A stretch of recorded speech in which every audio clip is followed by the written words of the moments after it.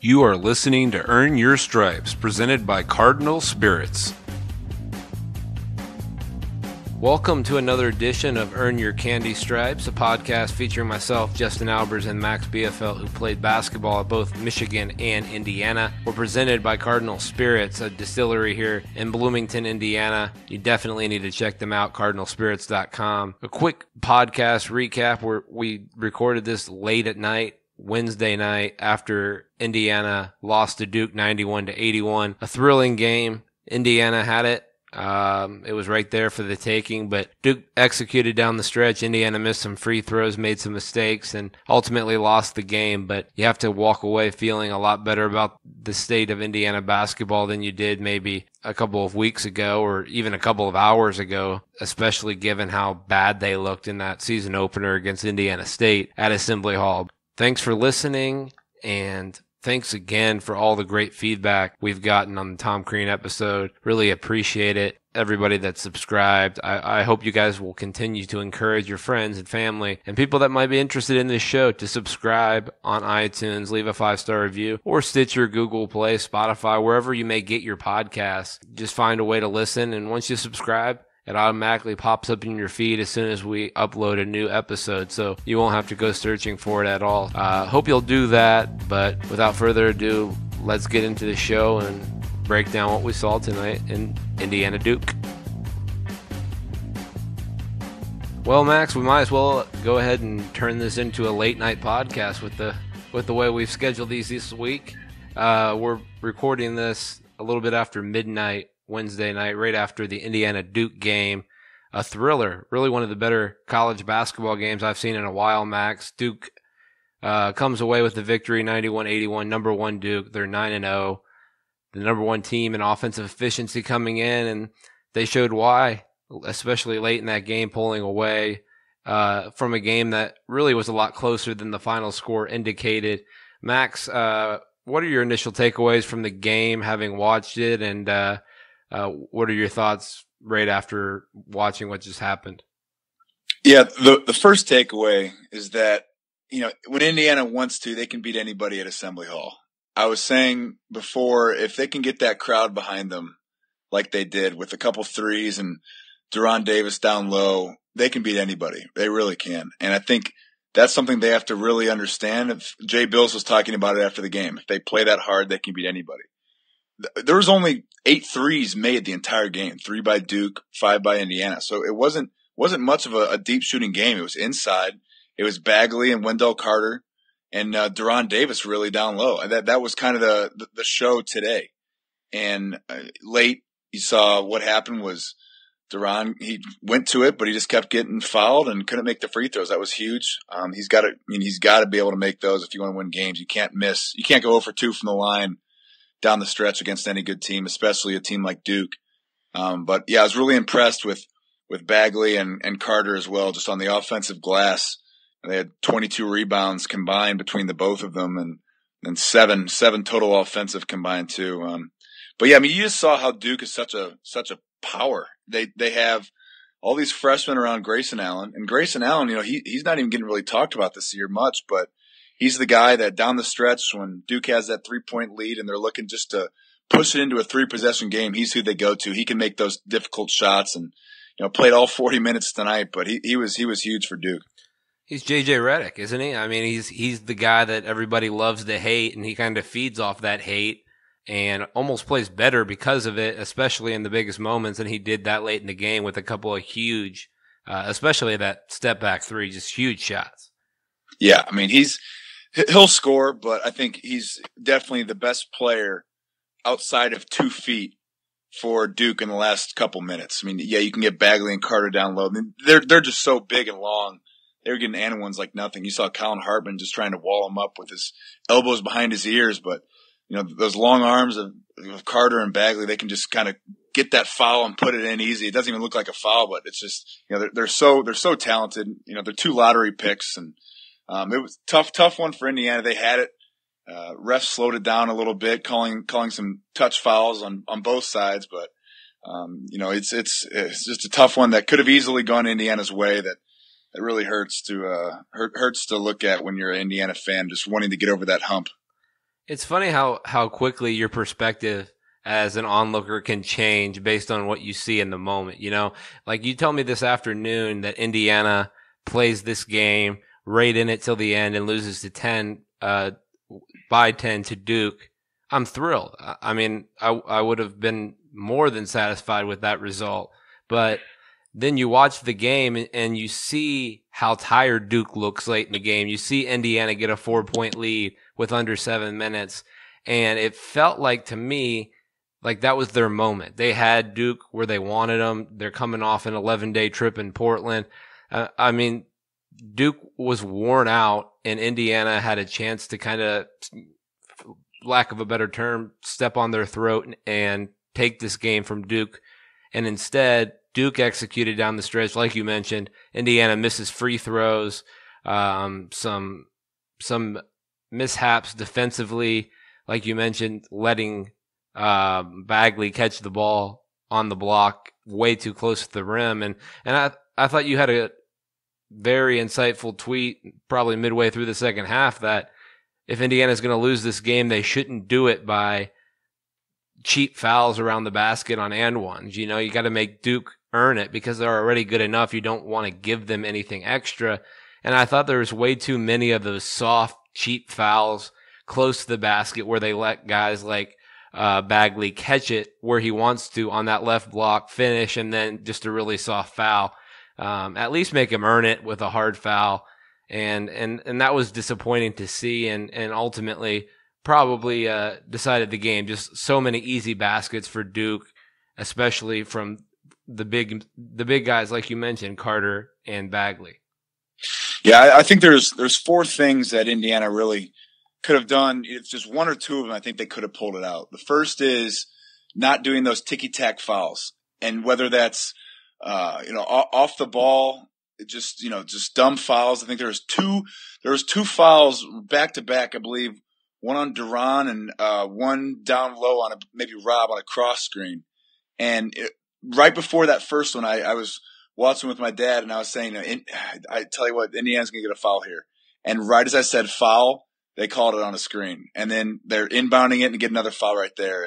And then just later, it's those cheap ones down low. So if they could have just eliminated those fouls, when Bagley gets it underneath the basket, I tweeted, just give him the Isaac Haas treatment. You know, when Isaac Haas has it 1 foot away from the basket, there's not much you can do. Just let him score. Don't give him an extra free throw and pick up a foul on yourself and take away the momentum. You know, you can easily come down and make a quick shot and make it a game, but as soon as you foul and you take that momentum away, that's a killer. The second thing is the turnovers, because it was just, they were so close to just, putting on the boosters, just hitting the NAS, right? And really going and getting that crowd behind them. And there's just a couple turnovers, a couple by Josh down where it's just, it's just tough. And, the third one I would say is, if they could have knocked down some more threes, they were really cold. Yeah, Duke was too. They looked out there. That's kind of how it was a close game. Duke's a good 3-point shooting team, but I guess it was, part of the adrenaline. It's tough to make free throws and 3-pointers when that adrenaline's kicking in. I remember I pulled up from three. I believe it was against Iowa when they were, top 4 in the country when we were at Assembly Hall, and I pulled up and I was just like, oh yeah, that felt so good. I can't wait for the crowd to cheer after this. And it was a good, 2 feet long. And you're just like, oh my goodness. It's amazing. I tweeted, I was saying, there should be a sports science that goes inside these players and tries to, figure out the chemicals that go in their brains, whether it's adrenaline or dopamine or whatever the heck it is. I don't have my, biochemistry degree, but, there's some things that kick in that just, you see, Duran was making free throws, and then the last 4 minutes, he's clunking them off the back rim, and the ones that do go in aren't pretty. Same thing happened with the 3-point land.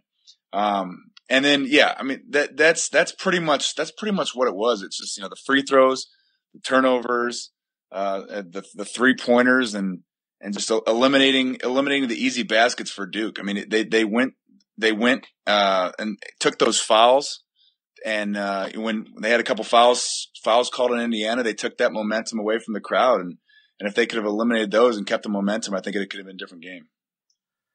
I've gotten a lot of back and forth on Twitter from people. I really felt like Colin Hartman should have been in the game down the stretch. in place of Josh Newkirk, just because, like you mentioned, his ability to spread the floor and hit the three, and because his basketball IQ is just so damn high. Like some of the plays he made against Duke in this game were so smart and impactful, and I just couldn't understand why he wasn't on the floor down the stretch. Maybe there's some lingering injury issue that I don't know about, but it just didn't make sense to me that he wasn't on the floor. And I was texting back and forth with his AAU coach from high school, and he couldn't understand it either.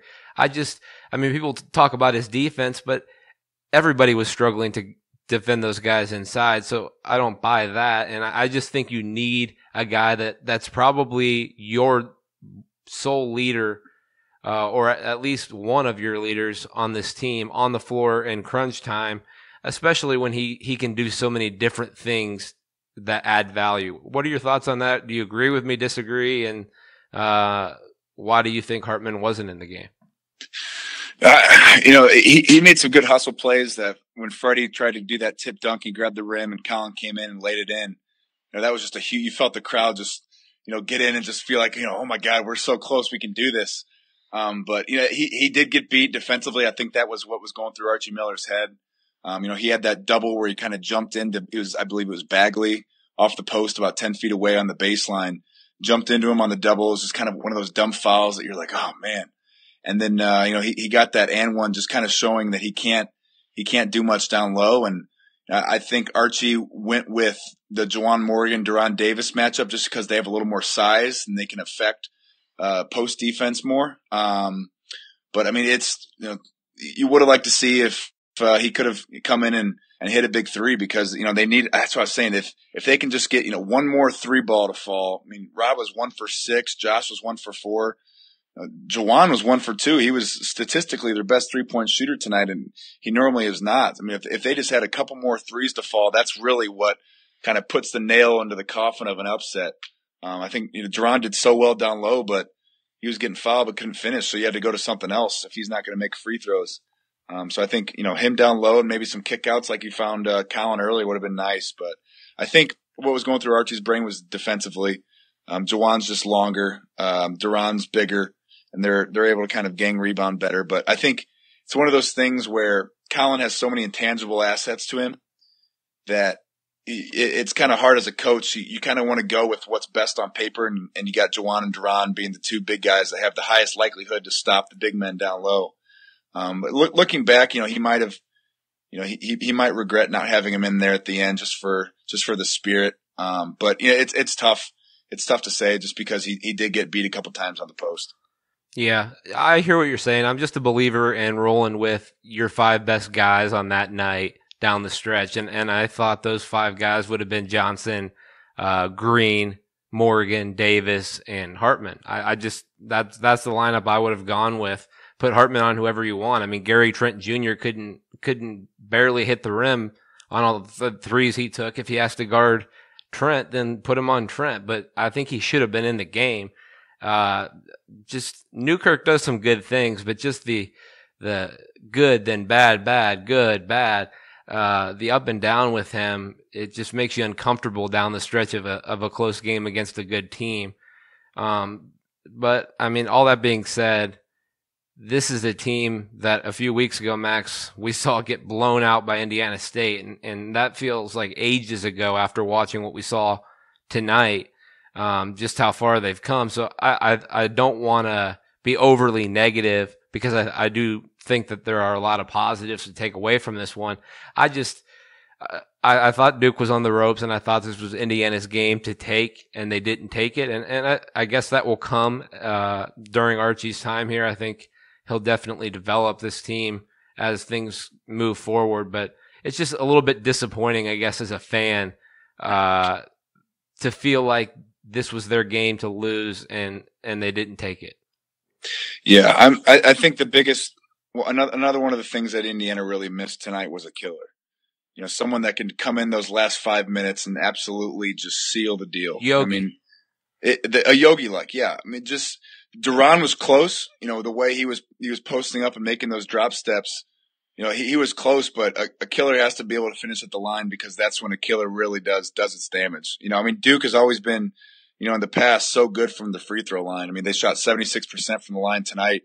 And I remember when every time I hadn't beat Duke. I believe I'm 0-3 against Duke in my lifetime. And, the thing that makes Duke so great historically, is they're so good at getting the ball in the right hands of someone that can knock down free throws. Whether it's Grayson Allen or whoever. Besides obviously Jahlil Okafor, who couldn't knock down anything from the free throw line, but they do such a good job of really just, when they have you down, not letting you get back up. And free throws are such a vital part of that. Just knowing that when you're up that 4 or 5 points with a minute or two left, there's nothing to worry about. And I think Duke is really good with that. And that's it's one of the key things that Indiana lost the game with tonight, missing 10 free throws.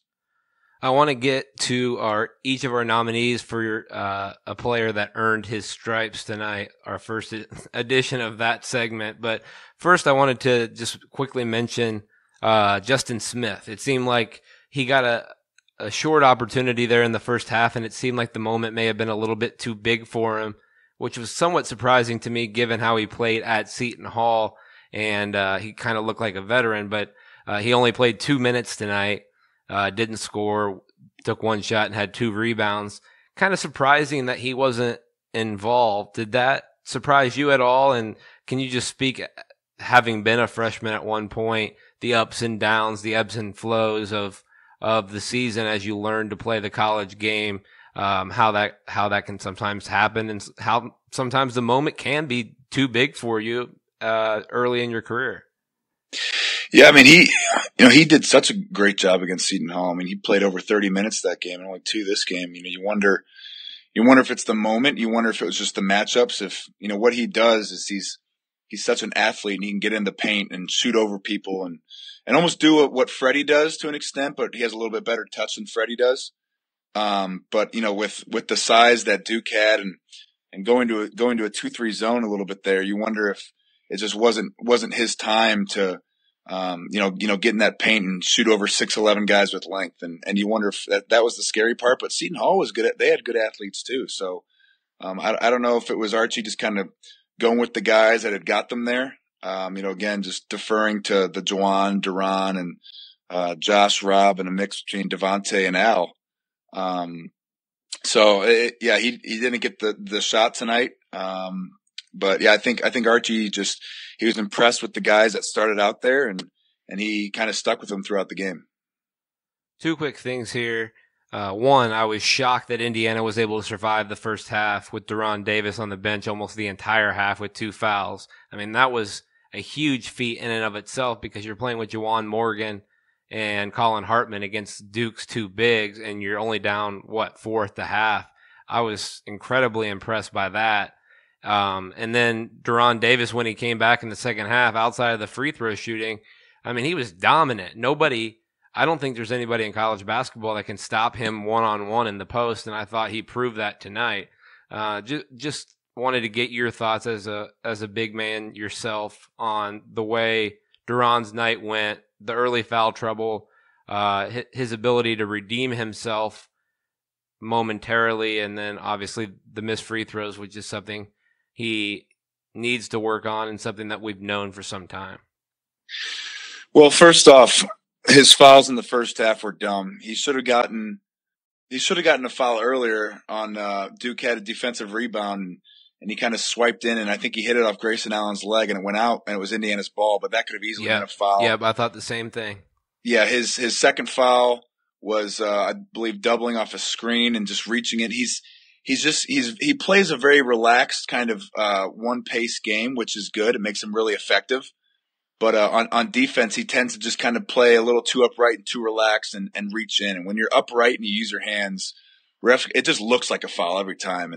And it's just not even worth it. Beeline, when I was at Michigan, Beeline would get so mad at our bigs for doing the same thing he did that he literally would not – he would make a rule where we were not allowed to reach in at all. He's like, I don't care if he puts the ball straight out, you're not allowed.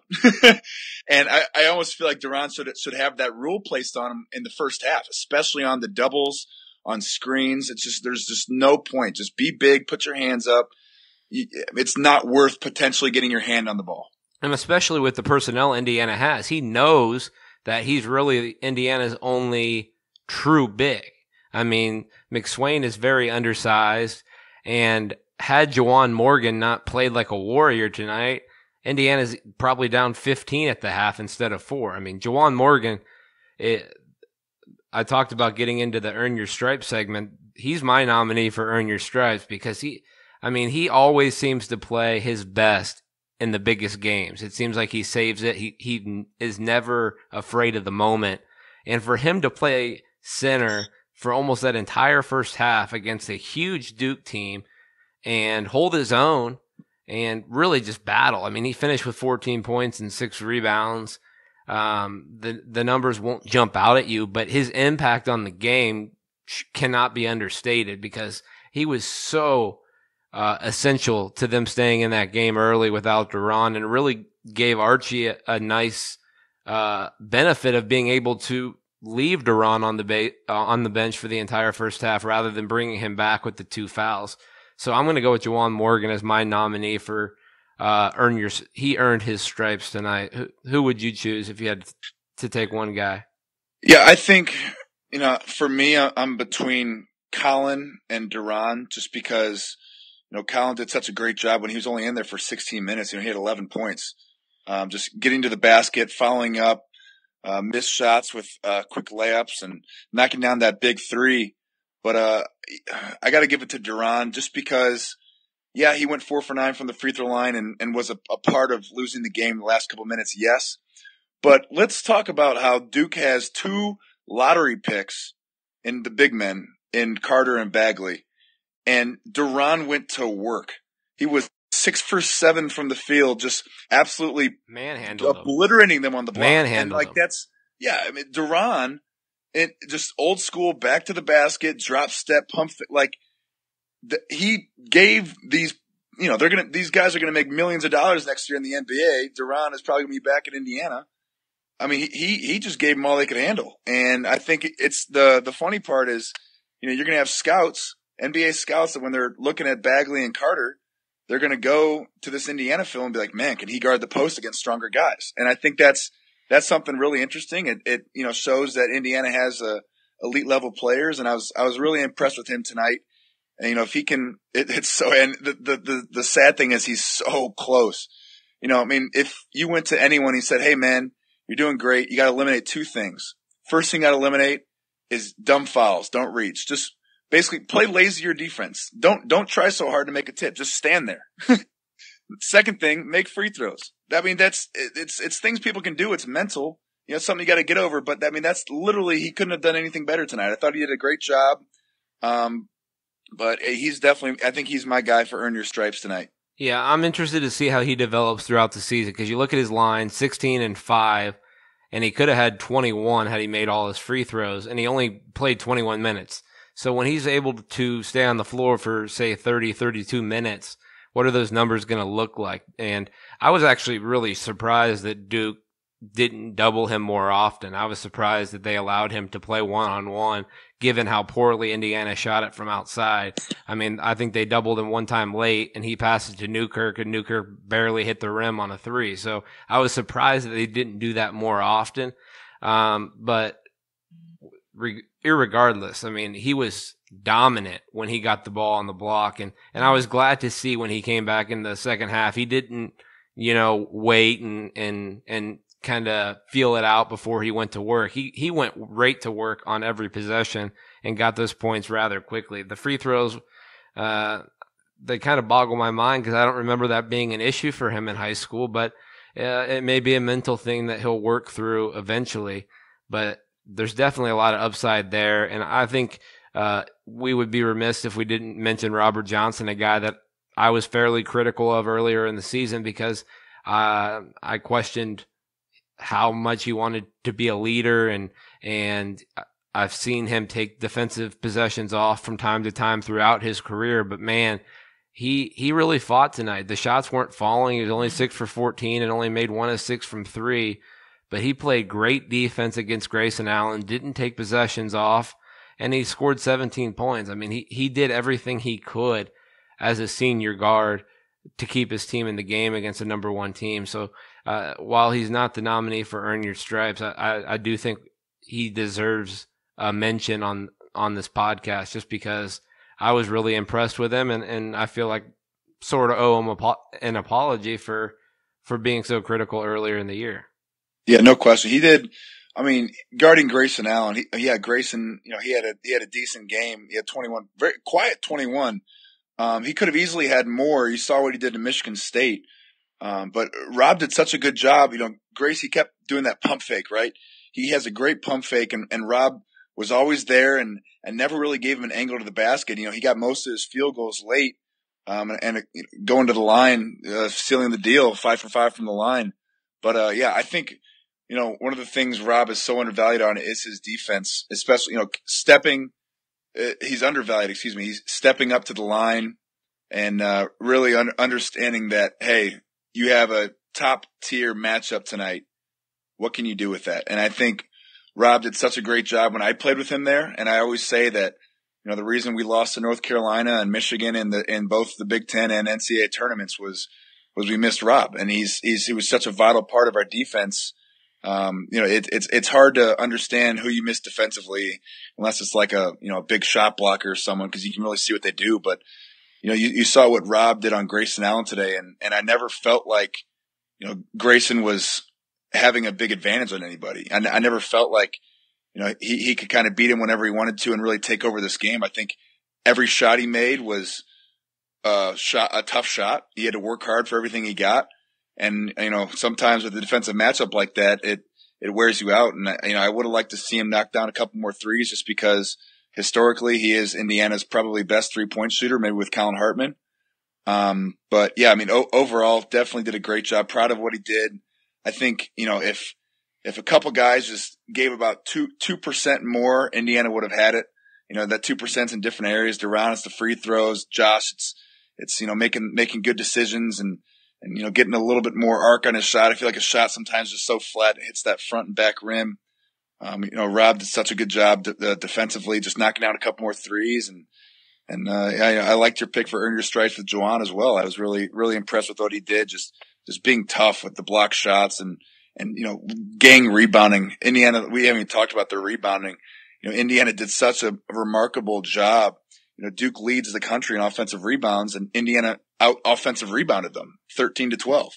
And they lost the rebound game 33-31. But Indiana did such a great job just, painting those big guys with a strong forearm, and they had, they're about 5 inches below everybody else, but just getting a hand on the ball and it landing in the right people's hands. I think that was really impressive for Indiana tonight. And you mentioned Grayson's pump fake and how good it is. I think there was no clearer moment of how good of a job Rob did defending Grayson Allen than what you saw late in the game when he did make that step back three. You see Devontae Green run out at him, jump in the air at the pump fake, and then Grayson's able to step back and knock down a wide open three. Robert wasn't falling for those pump fakes the way Green did in that particular case. So I think that just shows you how locked in he was to defending Allen.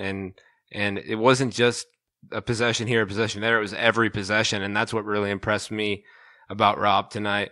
Last thing before we wrap up, Max, you mentioned, you wish there was a way that you could test what's going on in a player's brain in an environment like this. If you could just describe what it's like to play during your 1 year at Indiana, when you had a huge home game at Assembly Hall and everybody was hyped up. What's that feeling like? Can you describe it in any way? Like what's it feel like to be playing in an atmosphere that's rocking like that? Honestly, it's like when you've had it's like when you've had way too much coffee, and you're just kind of like jumping around and like everything's exciting. It's like you've had way too much coffee, a couple of Red Bulls, maybe a Four Loko, and you're in a exciting environment. What's the most exciting environment you've been in? Justin, all right, what's the most exciting environment, not Assembly Hall, that you've been in the past 5 years? It's whether it's a bachelor party or whatever it is. It's just something like it's hard to explain, just because there's so much energy in the building. You leave that building and you're just like, wow, you know what I mean? It's the noise, it's the theatrics that the team puts on, and it's I tell you, it's so interesting. It's, there's so much adrenaline. There's nerves that can kick in. It challenges the mentally strong too. I mean, you see the way that like Grayson Allen can knock down those big shots and free throws late. He's kind of mastered his brain and mastered the big moments. And you kind of saw how it took advantage of the guys like Josh Newkirk with the turnovers and Deron Davis with the free throws. I mean, I'm not calling them bad players. It's just in the biggest moment, you have to really understand how to handle that pressure. And, I'm not going to critique these guys and act like it hasn't hit me. I mean, shoot, look at my game film. Against Kentucky, when we beat them in the round of 32, my last year, I was inbounding the ball and you have Kentucky full court pressing, and I'm thinking twice and three times about every pass I might make. My nerves are out of control.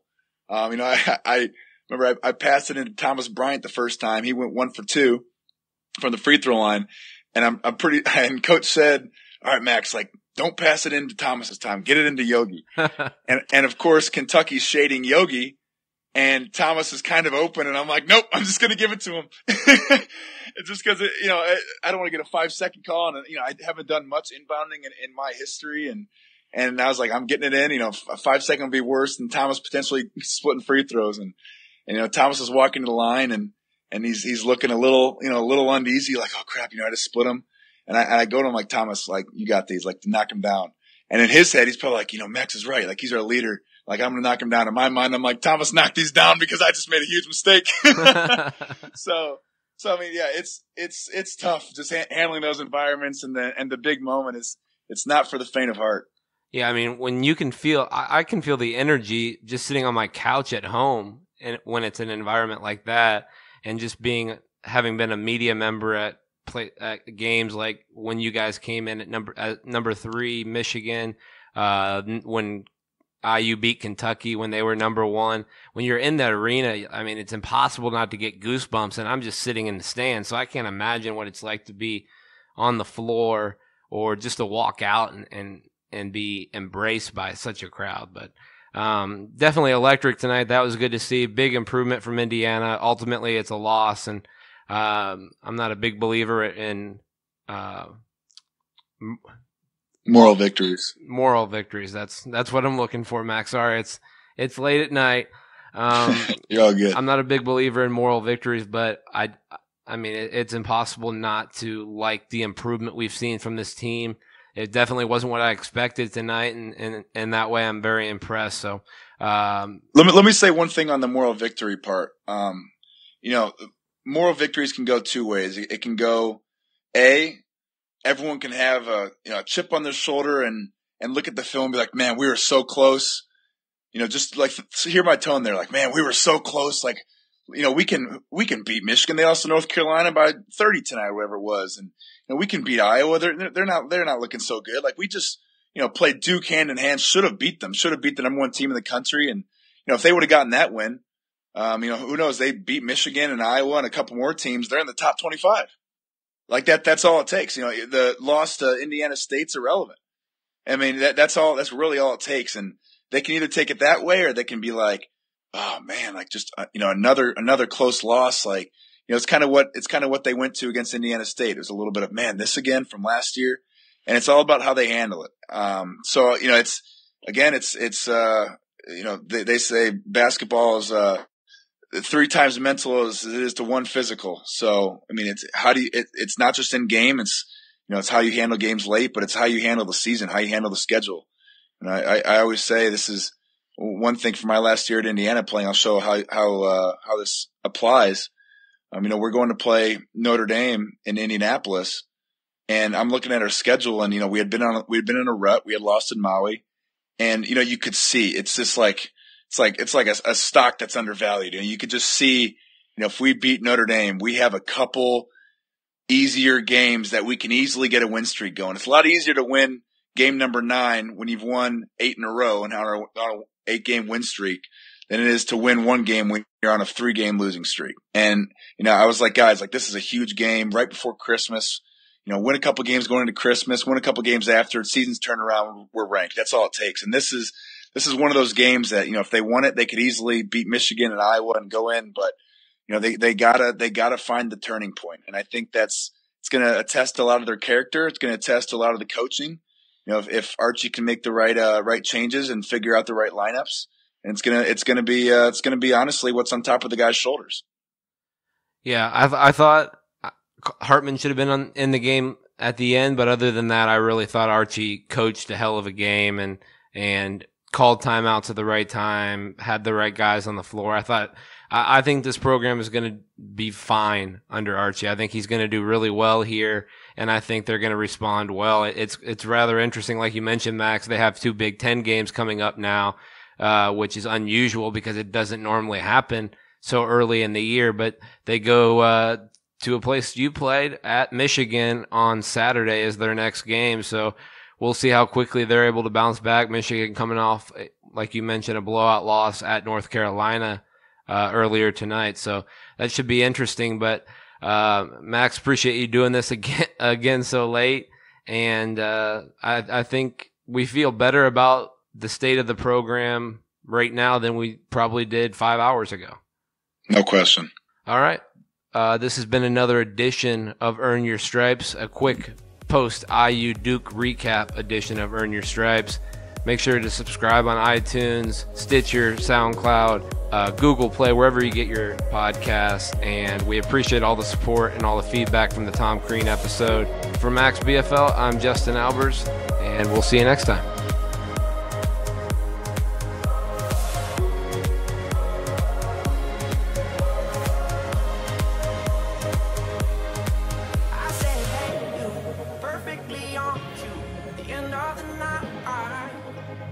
I recall, I said, hey, babe, when you walk my way, you caught me on fire.